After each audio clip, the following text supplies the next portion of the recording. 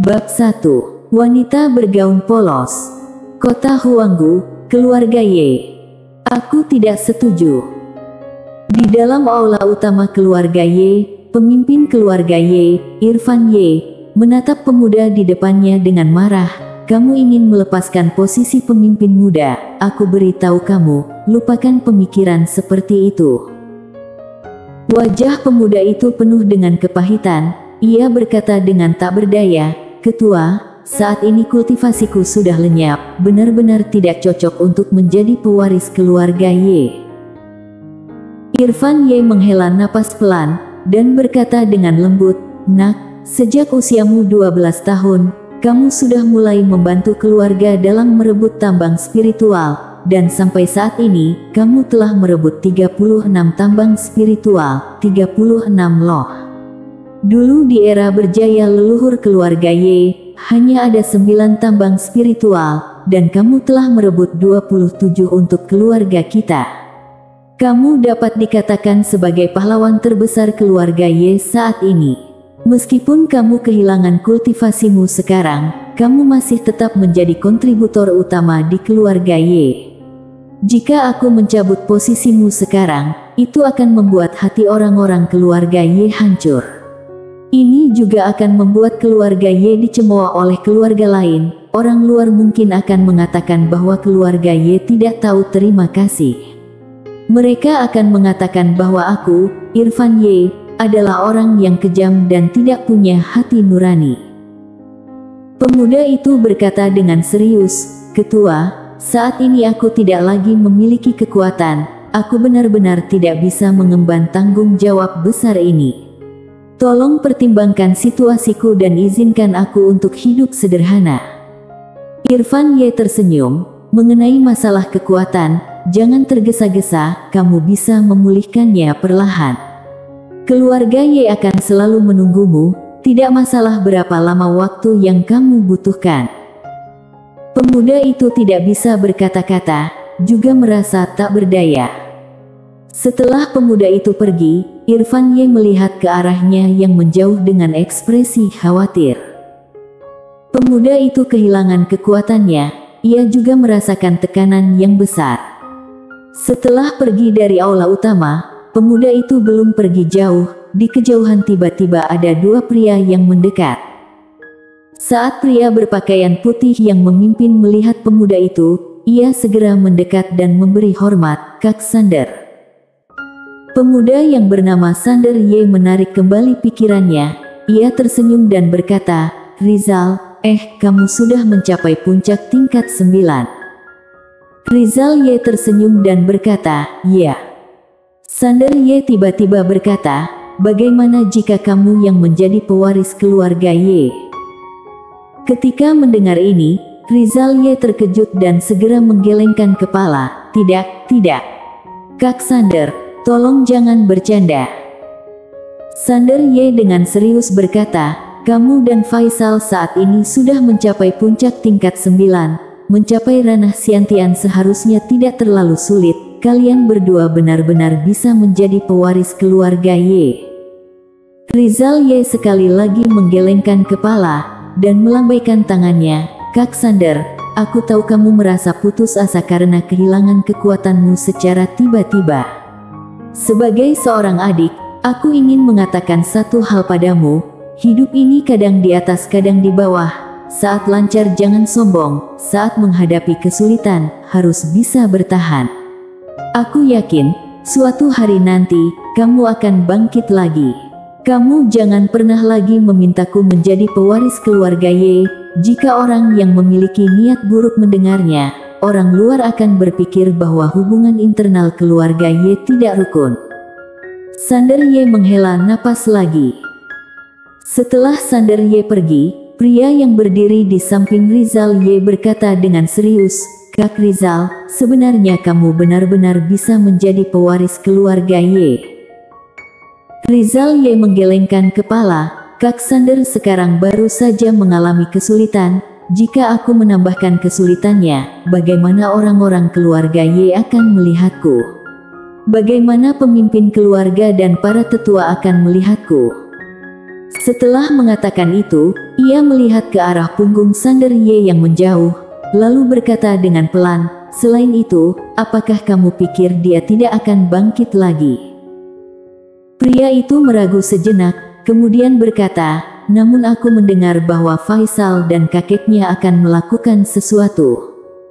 Ekspresi Rizal Ye tetap tenang, "Cukup berani. Jika dia berhasil, maka kelak aku akan memanggilnya Kak Faisal." Pria itu bertanya, "Bagaimana kalau gagal?" Rizal Ye berkata dengan tenang, "Seluruh keluarga akan mengadakan pesta." Rizal Ye melihat pria itu sejenak, lalu berkata, "Lain kali saat bertemu Kak Sander, harus hormat sedikit.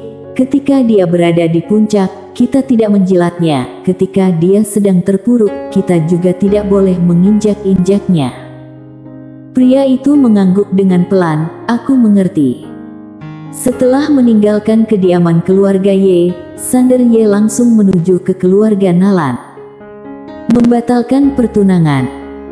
Dia memiliki perjanjian pertunangan dengan Grace Nalan, nona muda dari keluarga Nalan. Ini adalah kesepakatan yang dibuat oleh kedua belah pihak sebelumnya. Namun sekarang, Sander Ye telah kehilangan kultivasinya sepenuhnya, dan benar-benar menjadi manusia biasa. Dia tidak ingin menghambat masa depan Grace Nalan. Tak lama kemudian, Sander Ye tiba di kediaman keluarga Nalan. Sander Ye duduk diam di dalam aula besar. Pada saat ini, seorang wanita melangkah keluar perlahan. Grace Nalan mengenakan gaun putih yang bersih dan tampak cantik, terutama tubuhnya yang menarik perhatian, dengan lekukannya yang sempurna, cukup untuk membuat setiap pria terpesona. Dia memegang gulungan buku kuno di tangannya. Grace Nalan. Di negara N, di wilayah utara, Grace Nalan adalah yang tercantik. Salah satu dari dua wanita tercantik di negara N. Di samping Grace Nalan, ada seorang pria tua berjubah hitam. Grace Nalan tiba-tiba duduk di depan Sander Ye. Sander Ye segera mengeluarkan surat pertunangan dan meletakkannya di depan Grace Nalan. "Nona Grace, aku datang untuk membatalkan pertunangan. Jangan khawatir, aku, Sander Ye, adalah orang yang tahu diri. Aku tidak akan memaksamu. Dokumen ini untukmu. Mulai dari sekarang, kita akan berjalan di jalan masing-masing." Setelah selesai mengatakan itu, dia meletakkan surat pertunangan itu, berbalik dan hendak pergi. Tiba-tiba, Grace Nalan berkata, "Tunggu." Sander Ye berhenti dan dengan rasa penasaran berbalik untuk melihat Grace Nalan. Grace Nalan tiba-tiba mengeluarkan sebuah kotak dan memberikannya padanya. Sander Ye merasa bingung. Grace Nalan berkata, "Di dalam kotak ini, ada satu butir pil Hunyuan. Aku tidak tahu apa yang terjadi pada tubuhmu, tapi aku harap ini dapat membantumu." "Nona." Raut wajah orang tua berjubah hitam yang berada di sampingnya berubah drastis. "Pil Hunyuan ini adalah hadiah dari Guru Fei untuk kamu gunakan dalam latihan. Di Akademi Guansuan, itu sangat langka, kamu." Grace Nalan menoleh ke orang tua berjubah hitam. Raut wajah orang tua berjubah hitam tiba-tiba menjadi sangat tidak enak dilihat. Dia tidak berani bicara lagi. Melihat kotak di hadapannya, Sander Ye terdiam sejenak. Kelas spiritual. Pil obat terbagi menjadi 9 kelas. Di atas 9 kelas adalah kelas human, dan di atas kelas human adalah kelas spiritual. Satu butir pil obat kelas spiritual setidaknya 20.000 kristal spiritual. Sebagai pewaris keluarga, gaji bulanan Sander Ye hanya sekitar 100 kristal spiritual. Sedangkan pil obat kelas spiritual senilai 20.000 kristal spiritual, itu benar-benar sangat berharga. Sander Ye menatap kotak di depannya dengan ekspresi terkejut. Tiba-tiba, Grace Nalan meletakkan surat pertunangan ke tangan Sander Ye dan berkata dengan lembut, "Jika pil ini tidak berguna, maka aku akan membawamu ke Akademi Guanxuan dan meminta guruku untuk memeriksa tubuhmu. Sander Ye meragu sejenak, lalu berkata, Nona Grace, ini. Grace Nalan menatap Sander Ye dan berkata sambil tersenyum, semangat. Setelah mengatakan itu, dia berbalik dan pergi. Sander Ye menatap surat pertunangan di hadapannya, tetap diam tanpa kata untuk waktu yang cukup lama. Di dalam ruang aula bagian dalam. Di samping Grace Nalan, orang tua berjubah hitam tampak sangat muram. Nona, kenapa kamu tidak menyetujuinya? Saat ini, dia telah kehilangan kultivasinya dan bahkan menurut kabar yang aku dengar, dia akan dikeluarkan dari Akademi Guanxuan. Setelah dia dikeluarkan, dia tidak akan memiliki nilai apapun lagi. Pada saat itu, keluarga Ye juga akan meninggalkannya. Namun Nona berbeda, kamu tidak hanya merupakan murid guru Fei, kamu bahkan membangkitkan tubuh Sengling yang melegenda. Di masa depan, kamu bahkan bisa menjadi murid teratas di Akademi Guanxuan. Dengan kata lain, kamu dan dia bukanlah orang dari dunia yang sama. Kamu. Grace Nalan tiba-tiba berbalik dan memberikan tamparan padanya. Plak. Seiring dengan suara tamparan yang keras, wajah kanan dari orang tua berjubah hitam langsung memerah dan bengkak. Orang tua berjubah hitam itu terkejut, Nona. Grace Nalan menoleh dan melihat ke arah kediaman keluarga Ye sambil berkata dengan tegas, jangankan hanya kehilangan kultivasi, bahkan jika dia kehilangan akar hidupnya, aku, Grace Nalan, juga akan menikah dengannya. Dia adalah seorang pria, aku berada di bawah, jika dia adalah seorang wanita, maka aku yang akan berada di atas. Itu tidak masalah, di atas dan di bawah, aku bisa semuanya. Orang tua berjubah hitam itu sedikit panik, Nona, apa yang kamu inginkan darinya? Grace Nalan memandang sekilas ke orang tua berjubah hitam, tampan dan memiliki hidup yang baik. Setelah mengatakan itu, dia berbalik dan pergi. Orang tua berjubah hitam itu tertegun, wajahnya penuh dengan kebingungan. Setelah kembali ke kediamannya, Sander Ye masuk ke dalam kamar dan duduk bersila di lantai, kemudian mengeluarkan sebuah pagoda kecil berwarna hitam. Dia menumpuk kedua tangan di dadanya, dan segera, energi spiritual di sekitarnya tiba-tiba mulai mengalir perlahan ke arahnya. Namun, ketika energi spiritual ini memasuki tubuhnya, itu tidak diserap olehnya, melainkan langsung menghilang tanpa jejak. Setelah beberapa saat, Sander Ye membuka matanya dan dengan panik berkata, Tuan Pagoda, apakah sudah cukup? Sejenak kemudian, pagoda kecil menjawab, sudah cukup. Sander Ye dengan antusias bertanya, jadi, apakah aku dapat memulihkan kekuatanku sekarang? Sebulan yang lalu, kekuatan Sander Ye tiba-tiba hilang, dan kemudian ia mengetahui bahwa itu semua karena pagoda kecil ini. Pagoda kecil ini memberitahu Sander Ye bahwa dengan berlatih setiap hari dan memberikan energi Xuan padanya, ia akan memberinya manfaat besar ketika terbangun. Tentu saja, Sander Ye tidak peduli dengan manfaat yang ia katakan. Sander Ye hanya berharap agar pagoda kecil ini segera kembali ke keadaan normal, kalau tidak, tekanannya sangat besar. Alasan kenapa Sander Ye mencoba mengundurkan diri dari posisi pewaris dan membatalkan pertunangannya adalah karena mencoba meluangkan waktu untuk dirinya sendiri. Sander Ye tahu bahwa di dalam keluarga Ye ada orang-orang yang berambisi untuk mendapatkan posisi pewaris, dan orang yang mengagumi Grace Nalan sangat banyak, sampai-sampai mereka dapat mengantri dari wilayah selatan hingga utara. Sander Ye sudah dapat membayangkan kesulitan hidup yang akan dihadapinya selanjutnya. Tentu saja, yang lebih penting adalah dia tidak tahu berapa lama lagi pagoda kecil ini akan terus mengisap energi Xuan miliknya. Jika pagoda kecil ini mengisapnya selama 1 tahun atau 2 tahun. Karena itu, Sander Ye ingin meluangkan waktu untuk dirinya sendiri, untuk tumbuh dengan diam-diam. Namun sekarang, posisi pewaris belum ditarik kembali, dan pertunangannya belum dibatalkan. Tekanan ini sangat besar. Tepat pada saat ini, pagoda kecil berwarna hitam itu tiba-tiba bergetar hebat, dan pada saat berikutnya, sebuah kekuatan mengerikan tiba-tiba menarik Sander Ye masuk ke dalam pagoda kecil. Sander Ye hanya merasa pusing dan berputar-putar. Pada saat berikutnya, dia muncul di tengah bintang-bintang, dengan langit bintang yang tak berujung di sekitarnya.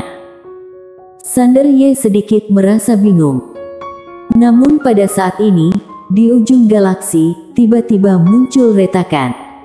Kemudian, sebilah pedang muncul dari kedalaman ruang bintang dan meluncur ke arahnya. Ketika pedang itu melintas, galaksi berguncang, kemudian satu persatu meredup dan padam. Melihat pemandangan ini, wajah Sander Ye langsung berubah pucat. Sialan, aku hanya ingin hidup sederhana, bukan ingin mati. Sander Ye baru ingin melarikan diri, namun pada saat ini, pedang tiba-tiba masuk ke tengah alisnya. Boom! Tubuh Sander Ye tiba-tiba bergetar keras, dan seluruh tubuhnya membeku di tempat. Pada saat ini, di ujung galaksi yang sunyi, dia melihat seorang wanita. Rambut wanita itu panjang, mengenakan gaun polos, dan matanya terlihat seolah-olah meremehkan semua makhluk hidup. Wanita bergaun polos itu menatap Sander Ye dan berkata, "Mulai saat ini, aku akan menjadi pelindungmu. Apakah kamu keberatan?" Setelah mengatakan itu, sebilah pedang ditempatkan tepat di tengah alis Sander Ye. Ekspresi wajah Sander Ye membeku. "Tidak."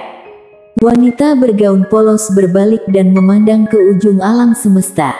Kemudian, seketika, dari ujung alam semesta, banyak lambang warna merah darah mulai turun perlahan, dan seluruh alam semesta dengan segala bintang dan galaksinya terbakar.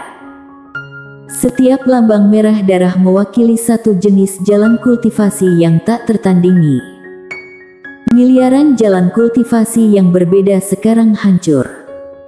Wanita bergaun polos itu melangkah perlahan menuju berbagai jalan kultivasi yang hancur, dan tak lama kemudian gaun polosnya berubah menjadi merah darah. Sementara di ujung miliaran jalan kultivasi yang hancur, terlihat seorang pria, berbaring dengan tenang, matanya sedikit terpejam, dan tidak bernapas. Entah berapa lama kemudian, Sander Ye tiba-tiba membuka mata. Saat ini, dia berada di tepi laut, dan di sebelahnya terletak sebilah pedang. Di pegangan pedang itu, terukir dua kata, "Pedang Hangdao." Pada saat ini, sebuah suara tiba-tiba terdengar dari sekitar, "Sudah bangun." Sander Ye dengan cepat menjawab, "Tuan Pagoda." Pagoda kecil itu berkata, "Kamu berada di duniaku. Di sini, 10 tahun setara dengan 1 hari di dunia luar." Sander Ye terkejut. "Dunia pagoda kecil." Pagoda kecil berkata, "Benar." Sander Ye hendak berbicara, namun pagoda kecil berkata dengan lembut, "Kamu adalah harapan terakhir kami." Harapan terakhir. Sander Ye sedikit mengerutkan keningnya, hendak mengatakan sesuatu, tapi pada saat berikutnya, dia seolah-olah merasakan sesuatu dan tiba-tiba terkejut. Kultivasinya telah pulih. Sander Ye sangat gembira. Pagoda kecil itu berkata, "Apakah kamu tertarik untuk menjadi kultivator pedang?" Kultivator pedang. Sander Ye segera mengangguk. "Lia, sangat tertarik. Kultivator pedang loh.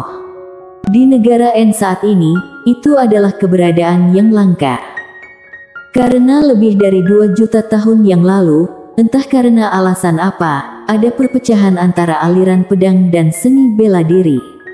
Sejak saat itu, kultivator pedang semakin jarang.